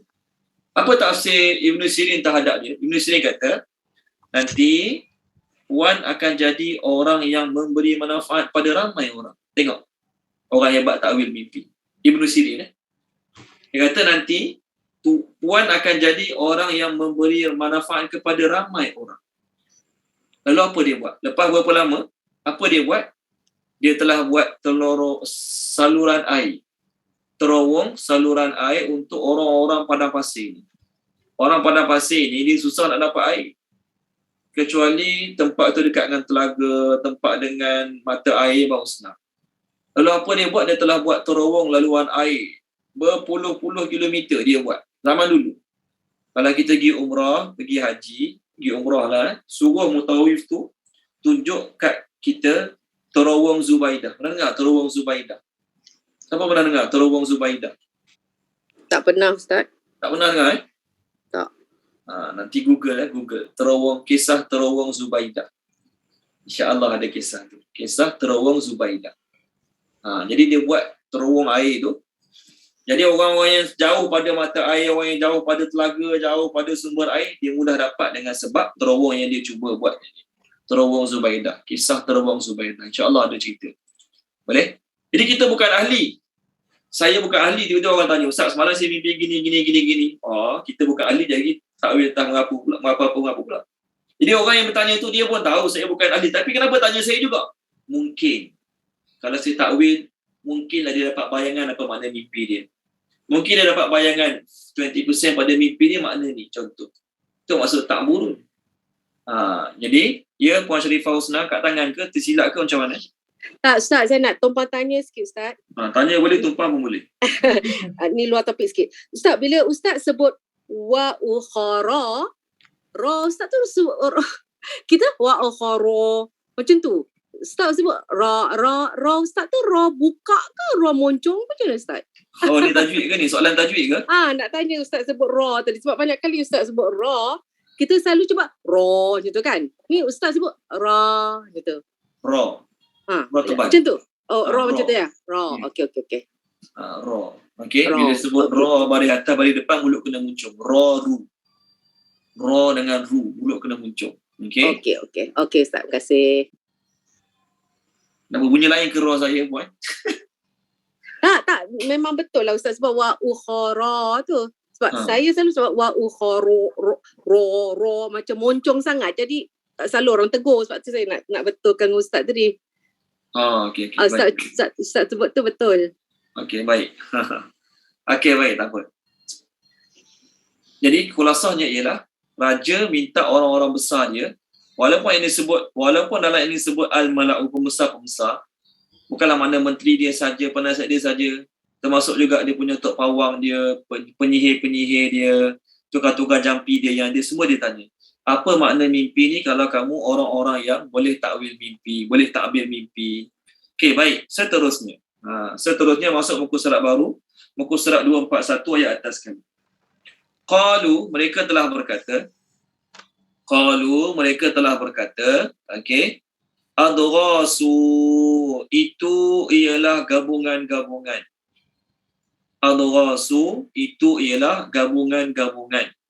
Okey, Ahlam, mimpi-mimpi. Ahlam, mimpi-mimpi. Wa dan, okey.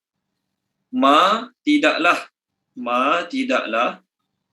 Nahnu kami. Bi dengan takwili menafsirkan. Takwili terjemah dia menafsirkan. Al-ahlam, mimpi-mimpi. Al-ahlam, mimpi-mimpi. Bi dengan okey. Alamin, orang-orang yang mengetahui. Alamin, orang-orang yang mengetahui. Okey, baik. Terjemahkan dia. Puan Izawani terjemahkan boleh, Puan Izawani.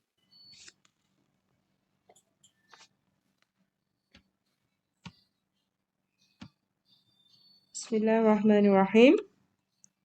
Mereka telah berkata, itu ialah gabungan mimpi-mimpi dan tidaklah kami dengan menafsirkan mimpi-mimpi dengan orang-orang mengetahui.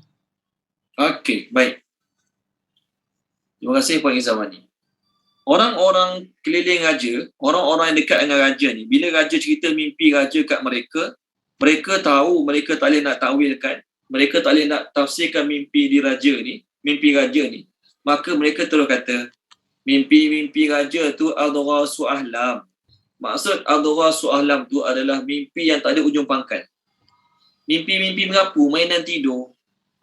Sebab tu ulama-ulama kata kalau mimpi tu daripada Allah ataupun daripada Nabi, malaikat dipanggil ru'ya. Mimpi tu daripada Allah, daripada Nabi dipanggil ru'ya. Tadi kan kita jumpa ayat ru'ya kan? Ayat sebelum ni 43 ru'ya. Adapun mimpi daripada syaitan dipanggil adghas. Adghas ni maksudnya apa dia? Mimpi tak ada ujung pangkal, tak tahu. Kalau kita mimpi balik kampung jumpa mak contoh. Mimpi tu kita tahu jalan cerita dia. Okey, tu mak saya balik kampung jumpa mak. Mimpi pergi umrah, mimpi pergi haji, mimpi jalan-jalan kat kebun, mimpi minum air kat sungai, itu kita tahu. Tapi kalau kita mimpi terbang, contohlah, lepas tu kejap atas bangunan, dalam mimpi yang sama ni lah. Lepas tu kejap padang bola, kejap atas motor. Jadi kalau mimpi yang tak tahu ujung pangkal ni, kita bangun tidur, kita dah tak ingat sangat apa mimpi tu. Kita pun tak teringin nak tanya ustaz-ustaz ke orang ke, apa makna mimpi saya tu. Tak teringin nak tanya. Kalau mimpi yang tak apa-apa. Tapi kalau kita dapat mimpi, ustaz semalam saya mimpi jumpa mak saya lah kat kampung, apa maknanya? Contohlah. Kita teringat mimpi tu dan kita mungkin nak bertanya apa makna mimpi kita. Ataupun kita mungkin tercari-cari. Kalau tak tanya orang pun, apa makna mimpi aku semalam? Kenapa aku mimpi jumpa dia semua dalam mimpi aku? Contoh. Itu terpanggil ru'ya. Tapi kalau mimpi sekejap kejar harimau, kita kejar harimau dalam hutan lah. Lepas tu kejap kita atas bangunan, mimpi naik motor, macam-macam mimpi yang kita bangun jeda, tak terfikir nak fikir balik apa yang kita mimpi semalam tu. Itu nama dia adghas. Maksudnya mimpi merapu-rapu, tak ada ujung pangkal, tak ada jalan cerita, tak apa-apa. Kita pun hari ni mimpi, bangun tidur tak terfikir langsung pasal tu. Itu namanya adghas. Baik. Orang kafir tuduh Nabi Muhammad sampaikan Quran ni. Orang kafir tuduh apa yang Nabi Muhammad sampaikan adalah adghas. Tengok muka surat 322, boleh tak? Muka surat 322. Ayat yang ke-5. Semua buka boleh. 322 ayat nombor 5. 322 ayat nombor 5. Tolong baca dia Puan Tamsiah Syuaib, tolong baca boleh? 322 Ustaz. Ya, ayat nombor 5.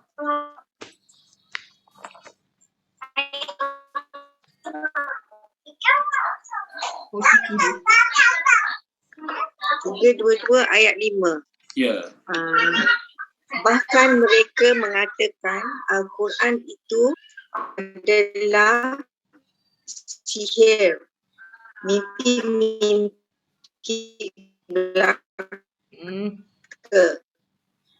Bahkan dia sendiri orang penyair. Cubalah dia tandai zat Rasul diutus. Okey, baik. Puan Tamsiah, putus-putuslah Puan Tamsiah. Puan Tamsiah, terima kasih banyak. Walaupun tak berapa jelas, tapi tak apa, terima kasih banyak. Tengok surah Anbiya, page 322 ni. Orang kafir tuduh, Quran yang Nabi Muhammad baca tu adalah adghasu ahlam. Kan, sama ayat kita, adghasu ahlam. Apa terjemah adghasu ahlam? Bahasa Inggeris terjemah mixture dreams. Mixture dream. Gabungan-gabungan mimpi. Jadi orang kafir tuduh Quran yang Muhammad baca ni merapu. Quran yang Muhammad sampaikan pada kita ni merapu. Sekejap tu, sekejap ni, sekejap sana, sekejap sini. Tak apa-apa jalan cerita dia. Biasa kalau jalan cerita, dia kena adalah mukadimah dia macam mana, isi 1, isi 2, isi 3 dia penutupnya. Sekejap cerita Nabi Musa berlari, sekejap Nabi Musa masa kecil. Tak ada susunan langsung. Jadi bagi mereka, Quran yang Nabi Muhammad cerita pada kita ni adalah adghasu ahlam. Jadi apa makna adghasu ahlam? Benda-benda merapu tak ada ujung pangkal yang tak patut diberikan perhatian.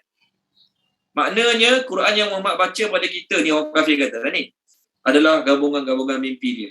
Jadi kita perlu ke ambil peduli, perlu ke ambil tahu tentang mimpi-mimpi merapu dia yang tak tahu ujung pangkal. Itu maksud untuk ayat Al-Anbiya ni. Di ayat kita sekarang, muka surat 241 ni, orang-orang kanan diraja tadi, menteri ke penasihat ke, dia terus cakap pada diraja kerana dia tahu dia tak boleh takwil mimpi, mereka tahu mereka tak boleh takwil mimpi, mereka terus cakap, alah tuanku, ni adghasu ahlam je. Maksudnya apa dia? Mimpi-mimpi merapu yang tak perlu ambil tahu pun. Tak payah tanyalah apa makna dia. Lembu gemuk, lembu kurus, tak ada faedah apa pun nak ambil tahu. Tak ada kaitan apa pun nak ambil tahu. Maksudnya bagi mereka kata kat raja, tak payah fikir sangatlah, tu mainan tidur je, benda tak ada faedah langsung nak ambil tahu. Dan mereka kuatkan lagi kenyataan mereka. Jadi kata-kata adghasu ahlam ni adalah mereka nak beritahu yang mereka tak tahu sebenarnya. Tapi mereka beritahu alasan dia pada raja, kalau boleh tuanku, jangan ambil pusing. Jangan ambil pening nak cerita apa makna adghasu ahlam tu. Mainan tidur. Kita pun kalau berlaku pada kita adghasu ahlam ni, kita tak ambil tahu dah. Tapi kalau malam tadi mimpi jumpa orang jubah, janggut panjang, bawa tasbih, kita nak fikir juga sehari apa makna mimpi aku tadi. Kita ambil fikirlah. Tapi kalau malam tadi mimpi merapu, bangun tidur dah tak ingat dah apa mimpi kita. Jadi mimpi yang merapu-rapu yang kita tak terfikir pun, kita tak reti, kita tak tahu pun nak kategorikan mimpi tu baik ke buruk. Itu namanya adghasu ahlam. Okey, mimpi tak ada ujung pangkal, tak tahu ujung pangkal, tak ada asas langsung. Lalu mereka pun cakap pada raja, kami ni bab takwil mimpi ni memang kami tak tahu. Kami dalam bab takwil mimpi memang kami tidak mengetahuinya. Okey, baik, seterusnya. 1-2 ayat lagi. Wa dan qala telah berkata, alladhi orang yang naja, selamat. Siapa nama dia? Sarham. Tadilah. Orang yang selamat, kawan Nabi Yusuf ni, minhuma, daripada keduanya. Daripada dua-dua kawan Nabi Yusuf yang dipenjarakan tadi. Wa dan iddakara, dia telah teringat. Iddakara, dia telah teringat. Ba'da sesudah ummatin, satu tempoh masa. Ummatin, satu tempoh masa. Ana aku unabbiukum, akan memberitahu kamu. Unabbiukum, akan memberitahu kamu. Bi, dengan ta'wilihi, takwil mimpi raja tadilah. Ta'wilihi, takwilnya. Fa maka arsiluni, hantarlah aku. Arsilu, hantarlah ni aku. Jadi arsiluni, hantarlah aku. Okey, Puan Alina Ghazali terjemahkan boleh? Puan Alina Ghazali terjemahkan. Ustaz. Dan telah berkata orang yang selamat daripada kedua-duanya, dan dia telah teringat sesudah satu tempoh masa. Aku akan memberitahu kamu dengan Ya, betul. Aku akan memberitahukan dengan takwilnya, maka hantarlah aku. Okey, baik. Jadi terima kasih Puan Alina. Masa dekat istana, cerita pasal mimpi raja ni diperbualkan oleh orang istana. Menteri-menteri dia, penasihat-penasihat dia, tok pawang dia, tukang sihir istana, semua dia cerita pasal mimpi ni. Lalu cerita pasal mimpi ni sampailah ke telinga tukang bagi minum air diraja yang dahulunya sepenjara dengan Nabi Yusuf. Cerita tu sampai kat telinga dia, raja bermimpi. Maka dia teringat Nabi Yusuf setelah sesuatu tempoh masa, ummatin.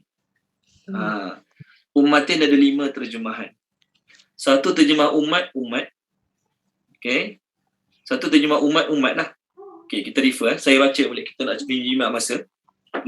Kita tulis ummatin ada 5 terjemahan. Ummatin ada 5 terjemahan. Bahasa Melayu ummatin tu umat je lah kan?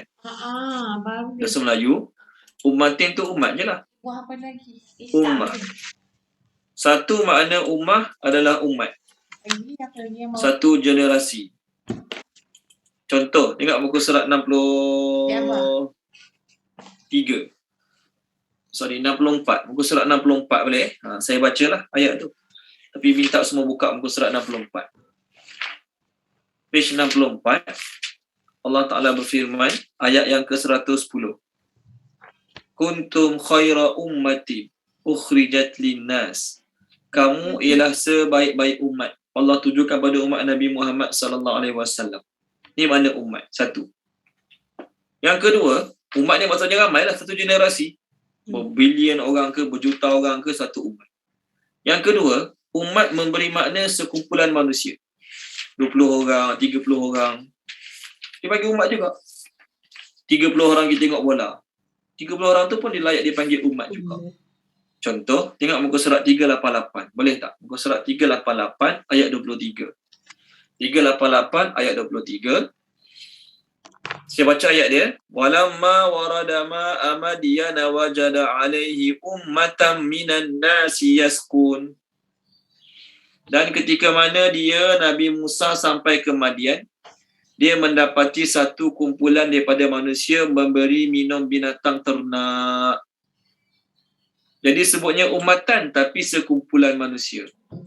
Ke satu umat beri, takkanlah satu umat beri minum binatang ternak, sekumpulan. 20 orang ke, 40 orang ke, 60 orang ke, dia panggil umat. Ini nombor 2. Nombor 3, umat digunakan untuk seorang pemimpin. Perkataan umat digunakan untuk seorang pemimpin. Kita repeat je lah. Contoh Nabi Ibrahim alaihissalam. Boleh? Saya bacalah. Tengok surah An-Nahli. Muka surat 281. Okey, muka surat 281. Allah berfirman, Inna Ibrahim kana ummatan.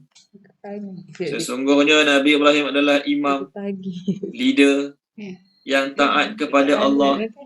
Dia seorang dia tapi digunakan perkataan umat. Yang keempat, ayat kita sekarang. Umat tapi beri makna tempoh masa. Perkataan umat tapi memberi makna tempoh masa. Tengok muka surat 222. Muka surat 222. Okey, kita dah lalu surah Hud. Page kedua surah Hud. Ada perkataan umat. Kalau kita tengok muka surat 222 ayat 8. Wala in akharna anhumul adaba ila ummatin ma'dudatin. Okey, muka surat 222 ayat 8. Perkataannya umat, terjemah dia, dan jika kami menangguhkan kepada mereka azab sehingga ummatin ma'dudatin, tempoh yang tertentu. Term which is determined. Tempoh yang telah ditentukan. Jadi ummatin, terjemah dia tempoh.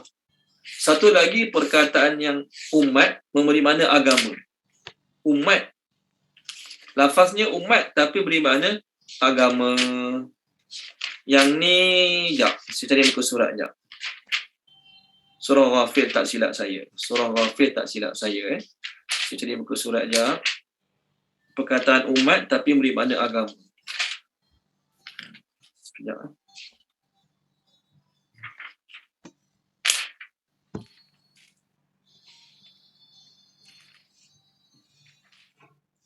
Okey, muka surat 491, surah Zukhruf. Muka surat 491. Ayat 23. Wa kadzalika ma arsalna min qablika fi qaryatin min nadhirin illa qala mutrafuha inna wajadna aba'ana ala ummatin wa inna ala atharihim muqtadun. Seperti itulah Tidaklah kami mengutuskan daripada sebelum wahai Muhammad pada mana-mana negeri seorang pemberi ancaman, melainkan telah berkata orang-orang yang diberi kemewahan di dalamnya. Kami mendapati nenek moyang kami atas satu agama, ummatin, satu agama, dan kami adalah orang yang mengikuti jejak langkah mereka. Jadi ummatin, tapi terjemah dia agama. Tengok bahasa Arab, satu perkataan tapi ada 5 terjemahan. Okey? Bukanlah umat, soalnya umat tu umat je lah. Di dalam bahasa Arab, perkataan umat ada 5 terjemahan. Okey, baik. Sorry ambil masa sikit. Jadi, salah seorang yang selamat daripada penjara tadi, dia pun cakap kepada ahli-ahli istana. Dia cakap tu selepas dia teringat kepada Nabi Yusuf setelah satu masa. Berapa lama ni? 3 tahun paling kurang. Tadi kan ayat yang ke-42 tadi, lepas dia ni lupa, syaitan buat dia lupa, Nabi Yusuf kena tinggal dalam penjara beberapa tahun. Boleh jadi 3, boleh jadi 5, boleh jadi 7, boleh jadi 9. Paling kurang 3, paling lama 9. Kita ambil paling kurang lah 3 tahun ataupun 5 tahun, kebiasaan mufassirin kata. 7 tahun. Setelah 3 tahun, baru dia teringat. Oh, ada orang boleh takwil mimpi rupanya. Ada orang boleh cerita mimpi pada kita rupanya. Boleh tak hantar aku ke penjara balik untuk aku tanya takwil mimpi raja pada dia? Boleh tak hantar aku ke penjara balik untuk aku tanya takwil mimpi raja ni pada dia? Maka raja bagi izin. Dia pun pergi ke istana. Dia yang dah lama duduk kat istana tadi, yang dah lupa dah kawan dia Yusuf, teringat balik bila raja tanya mimpi, takwil mimpi ni. Okey, satu ayat lagi boleh? Satu ayat lagi ni kita terjemah je. Ayat 46 ni kita terjemah je. Kita terangkan minggu depan. Yusufu wahai Yusuf. Yusufu wahai Yusuf. Yusuf lah. Ayuha wahai. Yusuf. Wahai As-Siddiq yang sentiasa bercakap benar. As-Siddiq yang sentiasa bercakap benar. Aftina, beritahulah pada kami. Aftina, beritahulah pada kami. Fi tentang Sabi'i 7 Baqaratin lembu. Sabi'i 7 Baqaratin lembu. Simanin yang gemuk. Ya'kuluhunna, memakan mereka. Sab'un, oleh 7 ekor lembu. Ijafun yang kurus. Wa dan Sabi'i 7 Sunbulatin, tangkai-tangkai. 7 tangkai. Khudrin yang hijau. Okey, wa dan ukhara 7 tangkai yang lain. Yabisatin, kering. La'alli, mudah-mudahan aku. Arji'u, kembali. Ila, kepada. Annas, orang ramai. La'allahum, mudah-mudahan mereka. Ya'lamun, mengetahui. Okey, Tuan Haji Aziz Dahri terjemahkan. Boleh Tuan Haji Aziz Dahri terjemahkan ayat last kita ni.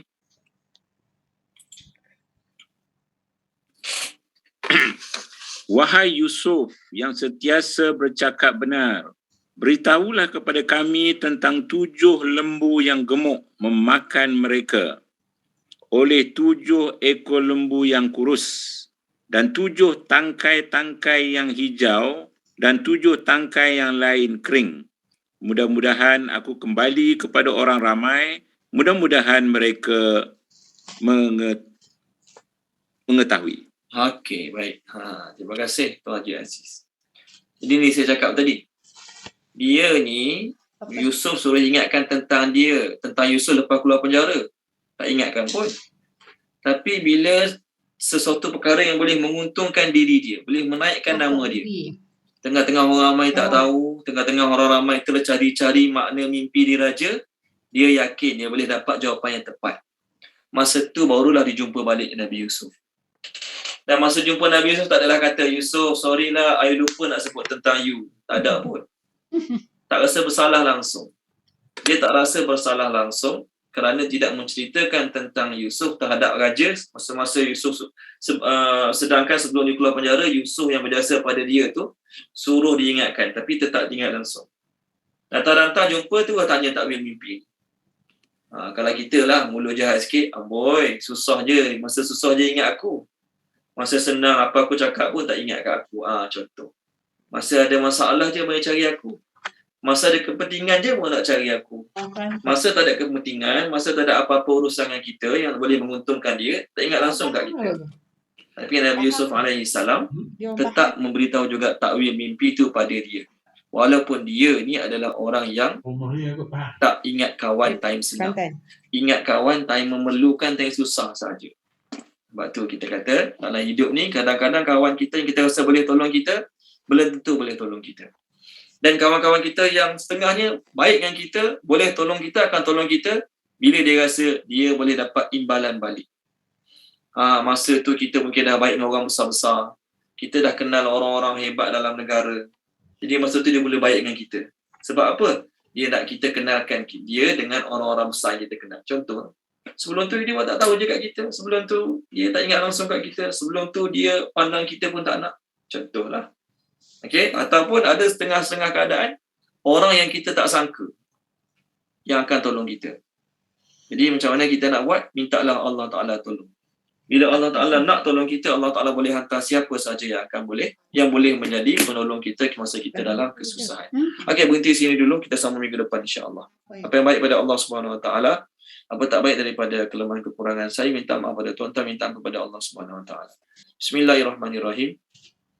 Subhanallah wa bihamdihi, subhanakallahumma wa bihamdika, asyhadu an la ilaha illa anta, astaghfiruka wa atubu ilaik. Allahumma sayyidna bi zinatil Qur'an wa akrimna bi karamatil Qur'an wa syarifna bi syarafatil Qur'an wa adkhilna al-jannata bi syafa'atil Qur'an ya dzal fadli wal ihsan. Allahumma inna nas'aluka ilman nafi'a wa rizqan wasi'an wa rizqan mubarakan wa amalan mutaqabbala. Allahumma anfa'na bima 'allamtana wa 'allimna ma yanfa'una wa zidna ilma walhamdulillahi rabbil alamin. Terima kasih semua. Assalamualaikum warahmatullahi wabarakatuh. Waalaikumsalam. Terima kasih Ustaz. Terima kasih. Terima kasih. Terima kasih Ustaz.